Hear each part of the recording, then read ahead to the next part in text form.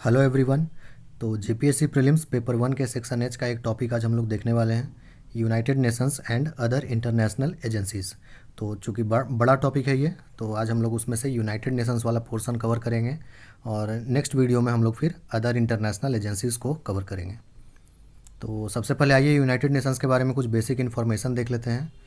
तो इसका जो स्थापना हुआ वो 1945 में हुआ। तो आप जैसा कि देख रहे हैं 2020 में इसका 75 साल पूरा हुआ है।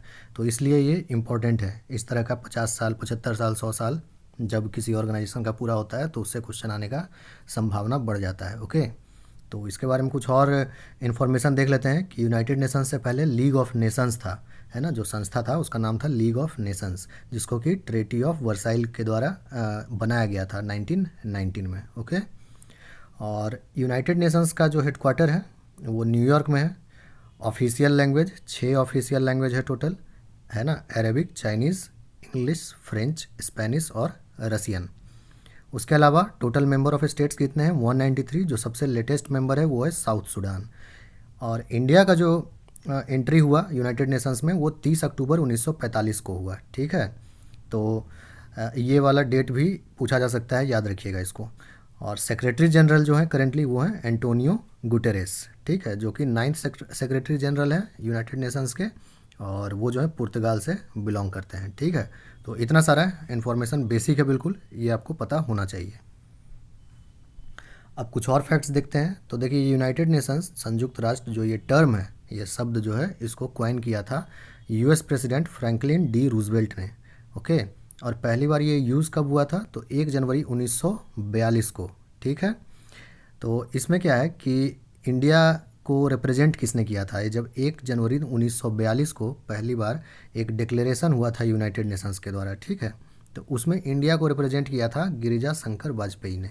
ओके, और यूएन चार्टर जो है वो साइन हुआ था 26 जून 1945 को। ठीक है, तो इस यूएन चार्टर को साइन करने के लिए इंडियन डेलीगेशन को लीड किया था ए रामास्वामी मुदलियार ने। ठीक है, तो ये नाम भी इम्पॉर्टेंट है, ध्यान रखेंगे। गिरिजा शंकर वाजपेयी, जो डिक्लेरेशन बाय यूनाइटेड नेशंस 1 जनवरी 1942 को जो हुआ था उसमें इंडिया को रिप्रेजेंट किया था गिरिजा शंकर वाजपेयी ने। और यूएन चार्टर जब साइन हुआ था 26 जून 1945 को, तो वहाँ पर ए रामास्वामी मुदलियार ने इंडियन डेलीगेशन को लीड किया था। ठीक है, अच्छा नेक्स्ट देखते हैं कि इसमें क्या है कि फाउंडिंग मेंबर्स भी पूछा जा सकता है, कितने फाउंडिंग मेंबर थे? तो 51 कंट्रीज़ थे। ओके, ओरिजिनली 26 जून को जो है 85 देश थे, और लेकिन पोलैंड ने भी कुछ दिनों बाद उसको साइन कर दिया था, तो इसीलिए 51 फाउंडिंग मेंबर बोला जाता है। ठीक है ना, यूएन चार्टर में फाउंडिंग मेंबर जो हैं 51 ही आप टिक करेंगे अगर आएगा एग्ज़ाम में तो। और यूनाइटेड नेशंस ऑफिशियली कब आया? ठीक है, तो ये आया 24 अक्टूबर 1945 को। तो देखिए, 26 जून 1945 को चार्टर साइन हुआ था और 24 अक्टूबर 1945 को यूनाइटेड नेशंस ऑफिशियली जो है एग्जिस्टेंस में आया। इसलिए यूनाइटेड नेशंस डे 24 अक्टूबर को मनाते हैं। ठीक है, तो देखिए 24 अक्टूबर 1945 को यूनाइटेड नेशंस का एग्जिस्टेंस में आया, और इंडिया कब ज्वाइन किया था? 30 अक्टूबर 1945 को इंडिया मतलब ऑफिशियली एडमिट हो गया था। तो मतलब जस्ट 6 दिनों के बाद इंडिया जो है एडमिट हो गया यूनाइटेड नेशंस में। ओके, तो आपको पता है कि साइन करना अलग बात होता है और किसी भी चीज़ को रेटिफाई करना अलग बात होता है। ओके, तो इसीलिए साइन देखिएगा आप, नॉर्मली कुछ और भी आप पढ़ेंगे कोई इंटरनेशनल ट्रेटी या ऑर्गेनाइजेशन के बारे में, तो एक होता है साइन किया, एक होता है रेटिफाई करना। रेटिफाई करना मतलब अपना कंट्री से अपना जो है उसको परमिशन मिल गया है, मतलब अपना जो भी पार्लियामेंट वगैरह है, तो फिर वो रेटिफाई कर दिया कि हाँ अब हम पूरी तरह से इसमें सम्मिलित हो गए हैं। और साइन करना मतलब एक तरह से हुआ कि प्रोविजनल एंट्री होना, कि हाँ ठीक है इतने लोग जो हैं प्रोविजनली अभी हैं। जैसे कि एडमिट कार्ड जारी होता है तो लिखा रहता है ना उस पर कि प्रोविजनली एडमिट किया जाता है आपको एग्ज़ाम देने के लिए। ठीक है, या प्रोविजनली आपको कंसीडर किया जा रहा है इस पोस्ट के लिए, बट वो आपका फाइनल सिलेक्शन नहीं होता है। उसी तरह से कुछ समझिए कि साइन होना अलग चीज़ होता है और ओरिजिनली में उसका एग्जिस्टेंस में आना वो डिफरेंट थिंग होता है। ओके, तो यूएन डे के बारे में पूछा जा सकता है, 24 अक्टूबर याद रखेंगे। अब देखते हैं main organs of the United Nations. ठीक है, तो यूनाइटेड नेशंस के ऑर्गन्स के बारे में अब देख लेते हैं। तो इसका जो है 6 ऑर्गन है। Okay, UN general assembly, UN security council, UN economic and social council, UN secretariat, international court of justice और ट्रस्टीशिप काउंसिल।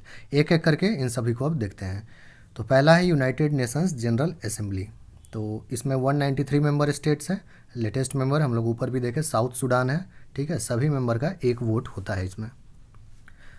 ओके, तो जितना भी यूनाइटेड नेशंस का मेंबर है सारा का रिप्रेजेंटेशन है इसमें। 193 का 193 मेंबर जनरल असेंबली में पार्टिसिपेट करते हैं, तो इसीलिए इसको बोलते हैं कि एकमात्र यूएन बॉडी है जिसमें यूनिवर्सल रिप्रेजेंटेशन है, ठीक है। यूनाइटेड नेशंस के मेंबर जो हैं वो तो 193 हो गए, तो सिर्फ जनरल असेंबली में ही जो है 193 के 193 जो है पार्टिसिपेट करते हैं। बाकी जो हम लोग देखें, ठीक है, बाकी जो हम लोग security council, economic and social council, ये सब में ज़रूरी नहीं है कि सारा जो है 193 का सारा मेंबर इसमें पार्टिसिपेट करें। तो एकमात्र यूएनजीए ही है जिसमें कि सारे मेंबर पार्टिसिपेट करते हैं, तो वही इसका मतलब है, यूनिवर्सल रिप्रेजेंटेशन है इसमें। ओके, और असेंबली का जो प्रेसिडेंट है हर साल बदलता है। अभी जो करेंटली है वो 75th सेशन में के लिए उनका इलेक्शन हुआ था और अभी वही है प्रेसिडेंट, ठीक है। तो ध्यान रखेंगे इनका नाम वोल्कान वोज़कीर। वोल्कान वोज़कीर जो है करेंटली प्रेसिडेंट है यूएन जनरल असेंबली के। ओके, और लास्ट सेशन 75th सेशन था, अगेन इसको रिपीट कर रहे हैं, भूलिएगा मत। थीम क्या था 2020 में? The future we want, the UN we need, reaffirming our collective commitment to multilateralism, confronting कोविड-19 थ्रू इफेक्टिव मल्टीलैटरल एक्शन। इसको जैसे दिया हुआ है वैसे ही याद रखेंगे, अननेसेसरी इसका ट्रांसलेशन मत कीजिएगा, ठीक है, क्योंकि एग्जाम में भी आएगा तो आपको ऐसे ही लिखा रहेगा, ज़्यादा चांस है। ओके, और देखिए एक फैक्ट है कि अटल बिहारी वाजपेयी जी हमारे भूतपूर्व प्रधानमंत्री, वो पहले व्यक्ति थे जिन्होंने यूनाइटेड नेशन जनरल असेंबली में हिंदी में अपना भाषण दिया था, ठीक है। तभी वो जनता पार्टी गवर्नमेंट को में एक्सटर्नल अफेयर्स मिनिस्टर थे। ओके, ये 1977 की बात है शायद।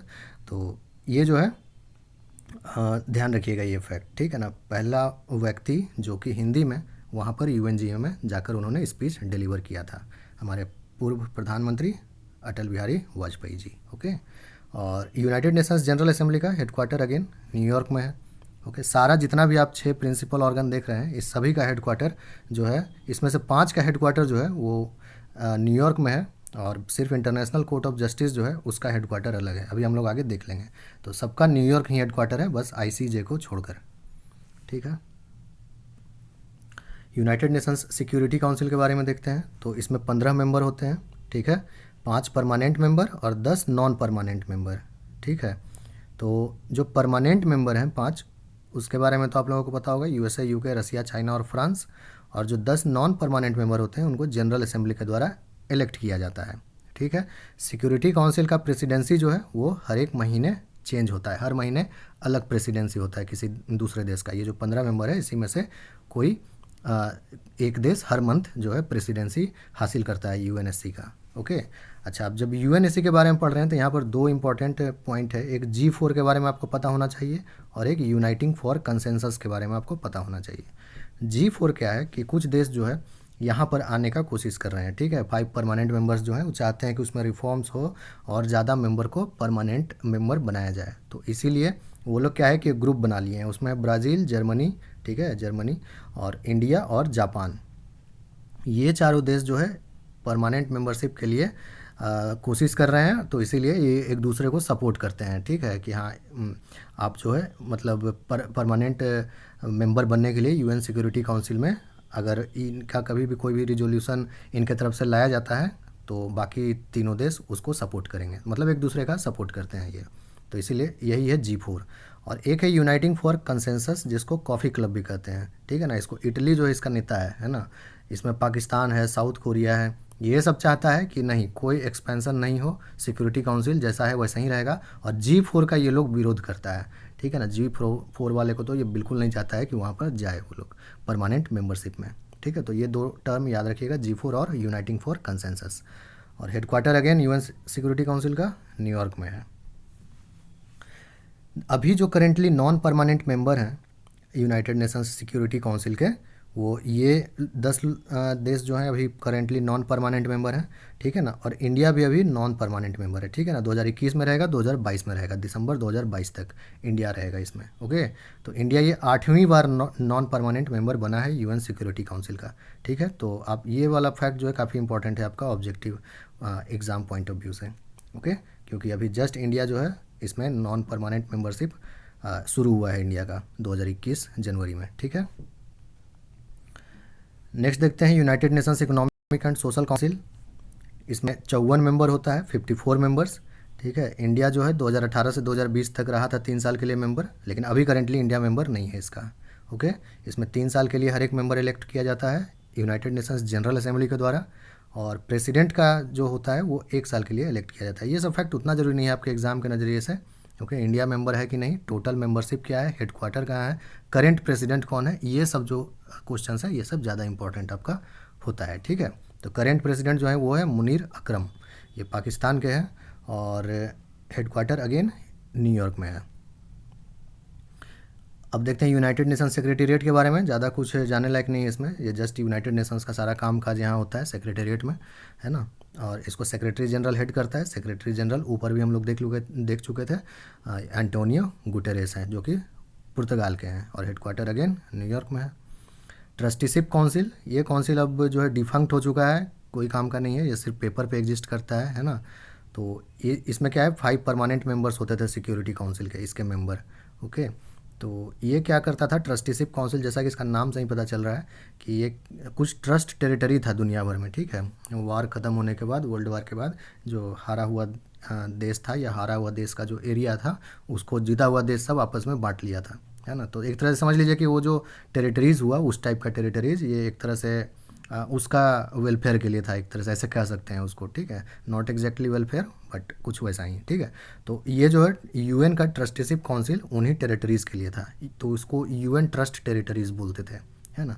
तो आखिरी जो ट्रस्ट टेरिटरी था पलाऊ 1994 में, उसका आज़ादी के साथ ही ये ट्रस्टीशिप काउंसिल को भी इनडेफिनेटली डिफंक्ट कर दिया गया, मतलब अब इसका कोई मीटिंग वीटिंग नहीं होता है पिछले 1994 के बाद से। ठीक है, तो यही था ट्रस्टीशिप काउंसिल, इससे कम चांस ही कोई क्वेश्चन बनता है।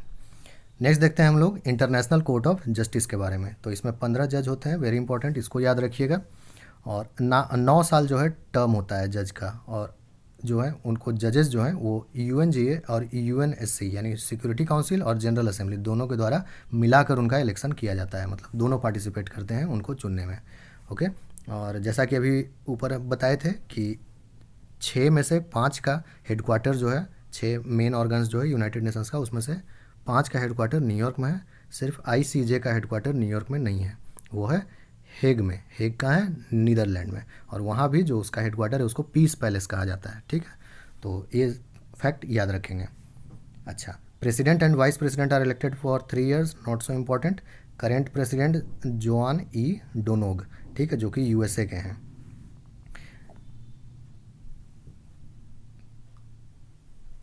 इसमें अच्छा, इसमें अभी जो इम्पोर्टेंट है वो है ये नाम दलवीर भंडारी। ठीक है ना, ये इंडिया के हैं और ये कोर्ट के मेंबर हैं 2012 से कंटिन्यू। ठीक है, तो ये 15 जजेस में ये कंटिन्यू 2012 से हैं। ये 18 में इनका टर्म ख़त्म हो गया था, लेकिन ये फिर से इलेक्ट हो गए 2018 में। ओके, तो ये सब points international court of justice के बारे में याद रखिएगा, और दलवीर भंडारी जी का नाम याद रखेंगे। अब बात करते हैं specialised agencies of United Nations. ये सब यूनाइटेड नेशंस का स्पेशलाइज्ड एजेंसी है।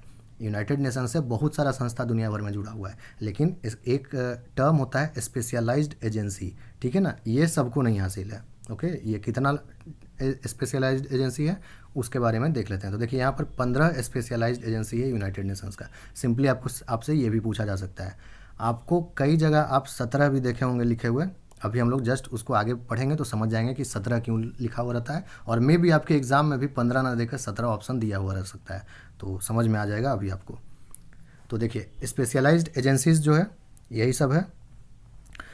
पहला food and agriculture organisation, headquarter इसका याद रखेंगे, हेडक्वार्टर सबका याद रखना है। ठीक है, IFAD international fund for agriculture development, Rome Italy.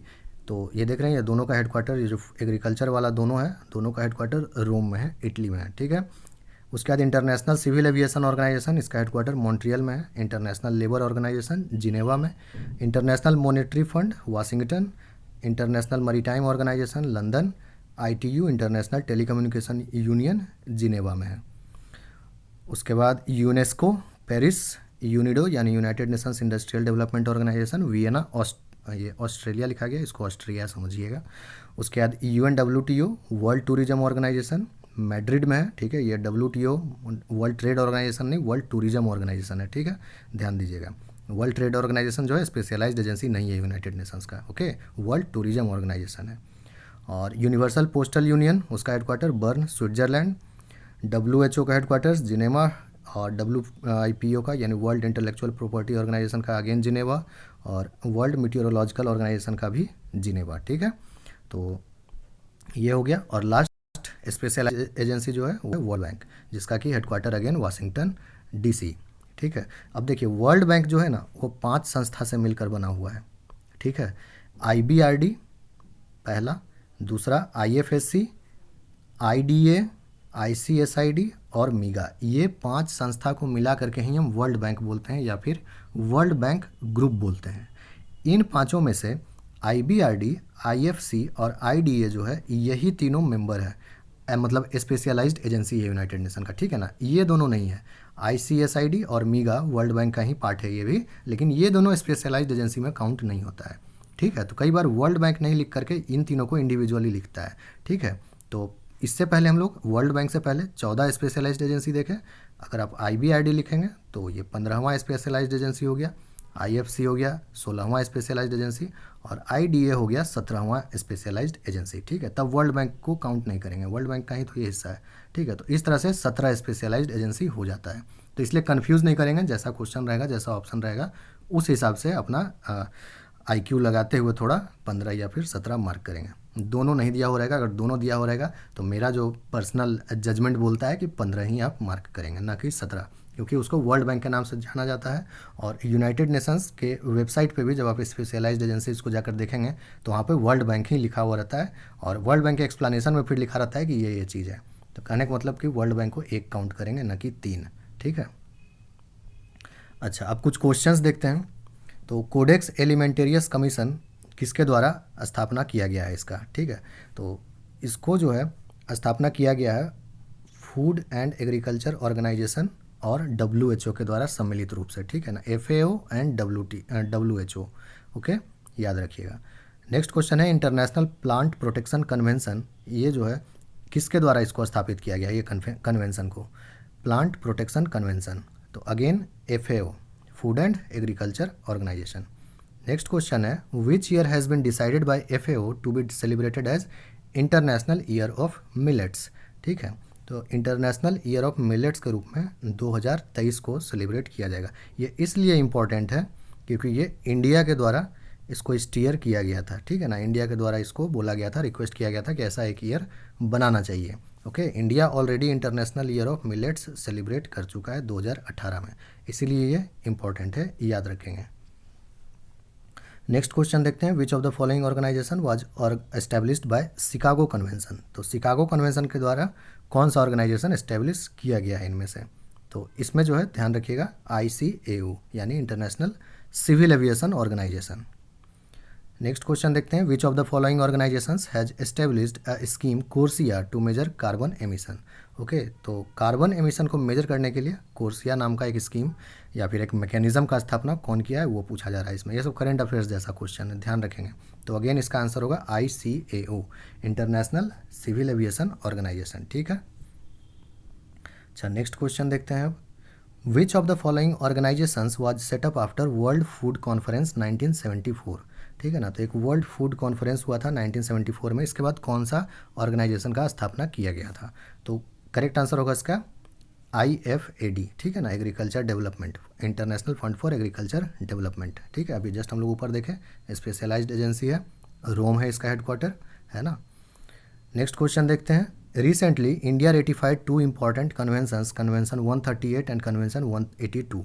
Which of the following organisations is it related to. ठीक है, तो इसका करेक्ट आंसर होगा ILO, इंटरनेशनल लेबर ऑर्गेनाइजेशन का 2 कन्वेंशन था, 138 जिसको कि कहा जाता है मिनिमम एज कन्वेंशन भी, है ना, और कन्वेंशन 182 था जिसमें worst forms of child labour के बारे में था। ठीक है, तो जैसे जैसे देश जो है अपना लॉ को स्ट्रेंथन करता है, अपना लॉ को अनुकूल बना लेता है किसी इंटरनेशनल कन्वेंशन के अकॉर्डिंग, तो फिर वो उस इंटरनेशनल कन्वेंशन को साइन करने के लिए या रेटिफाई करने के लिए रेडी हो जाता है। ठीक है ना, तो इंडिया में जो है ये चाइल्ड एक्ट जो आया, चाइल्ड लेबर एक्ट का अमेंडमेंट आया था। ठीक है, तो उसके थ्रू इंडिया जो है एलिजिबल हो गया इनको साइन करने के लिए। तो इसीलिए जो है ये दोनों इम्पॉर्टेंट है ध्यान रखिएगा, और इंटरनेशनल लेबर ऑर्गेनाइजेशन से संबंधित है। ठीक, नेक्स्ट क्वेश्चन देखते हैं, what is India's quota in the IMF source of financing.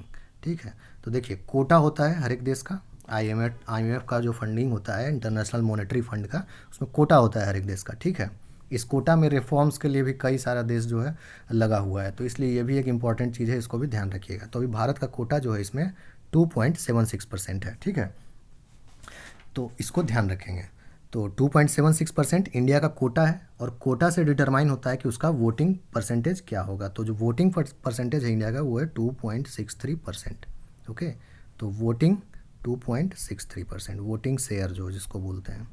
Okay, और कोटा जो है वो 2.76%, सबसे ज़्यादा यूएसए का कोटा है ना, 17.46%।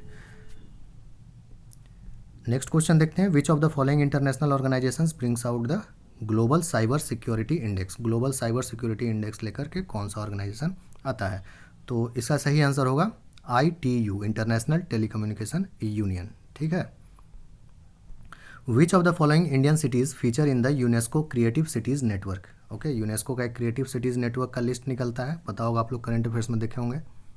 तो इसमें जो है इसका करेक्ट आंसर होगा all of the above. Jaipur, Mumbai, Hyderabad भी है, इसके अलावा वाराणसी भी है ना, वाराणसी और चेन्नई भी है। तो टोटल 5 शहर है इंडिया से जो कि क्रिएटिव सिटीज़ नेटवर्क के लिस्ट में आता है। तो ऐसे भी आपसे क्वेश्चन पूछा जा सकता है, कितना शहर है इंडिया से जो कि यूनेस्को CCN में शामिल है। ठीक है, तो 5 शहर है, जयपुर, मुंबई, हैदराबाद, वाराणसी और चेन्नई।